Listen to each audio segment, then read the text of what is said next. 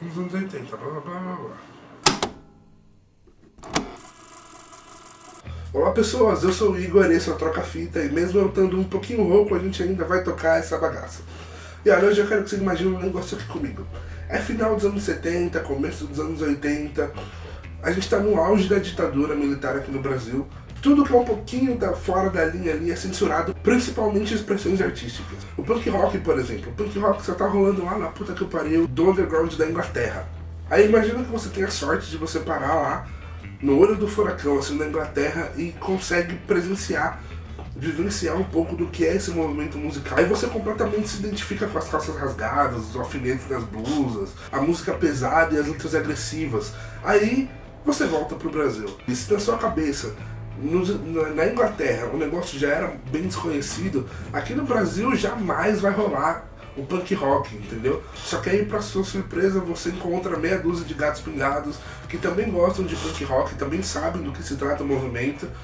E eles se identificam também em mais, os caras querem tocar, fazer uma banda juntos. Aí vocês formam uma banda, vocês vão conseguindo público e vão crescendo cada vez mais, e aí os amigos fazem banda, aí os amigos dos amigos fazem bandas, e é assim que você acaba revolucionando uma geração inteira e cravando o seu nome na história musical do Brasil de vez. Parece ilusão, mas foi verdade. Eu tô falando do pessoal do punk rock de Brasília, a turma da Colina. O Fê Lemos, que hoje é baterista do Capital Inicial, mas antes era baterista do Aborto Elétrico, voltou pro Brasil depois de morar um ano em Londres, e lá ele descobriu o punk rock. E aqui no Brasil ele conheceu o Renato Russo, que na época era Renato Manfredini Jr. O Renato Russo conheceu o André Pretórios, que era sul-africano, mas estava aqui em Brasília, o Sid Vicious loiro que ele falava.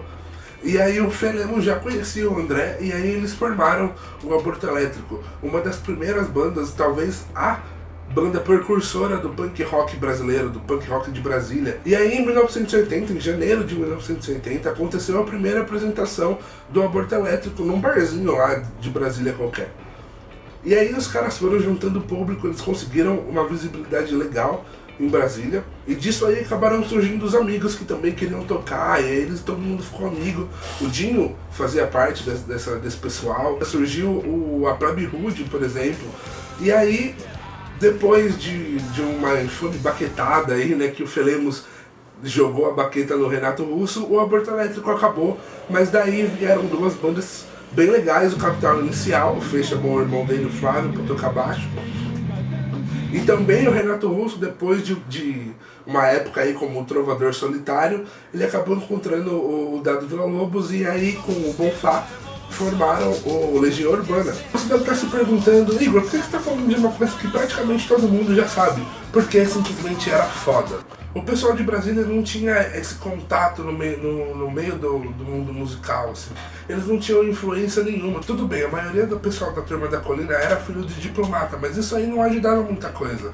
E mesmo assim, sem nenhum contato, sem nada, os caras conseguiram chegar ao topo das paradas musicais do Brasil, fazer a cabeça de muito adolescente dos anos 80. Da metade pro final dos anos 80 e do começo dos anos 90, o punk rock, não só de Brasília, assim como o de São Paulo e o do Rio de Janeiro, fizeram um sucesso estrondoso e fizeram a cabeça do jovem brasileiro.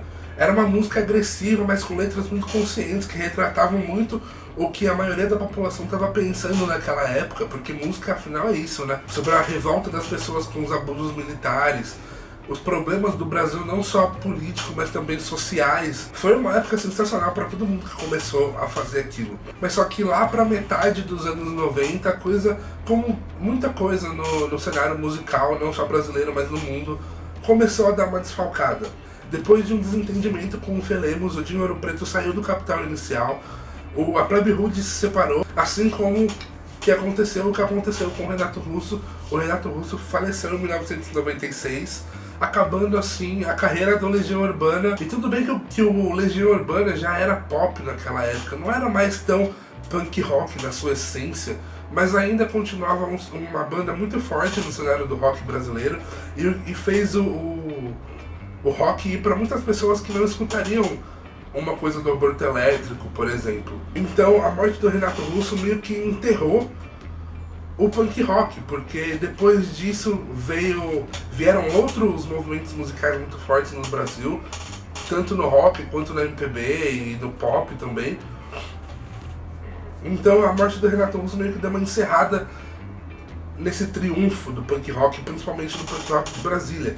Hoje em dia, das bandas que foram formadas em Brasília, eu acho que a única que continua forte assim, no cenário musical é o Capital Inicial, que seguiu um pouquinho os passos do Legião Urbana. Hoje em dia eles estão menos punk, mas ainda continuam rock. Mas de vez em quando o Capital Inicial surge com uma música assim meio controversa, tipo Viva a Revolução, tipo Saquear Brasília. Os caras não perderam a essência não, estão aí mandando ver, representando o rock como devia ser. Eu fiz esse vídeo porque eu sou muito fã do pessoal do rock, do punk rock de Brasília, e eu achei incrível depois que eu vi uns documentários e algumas coisas sobre eles. Eu achei incrível que tanta gente que gosta da mesma coisa, que na época não era nem bem difundido aqui no Brasil, se encontrasse no mesmo lugar e fizesse o que fez e o que foi o punk rock de Brasília nos anos 80.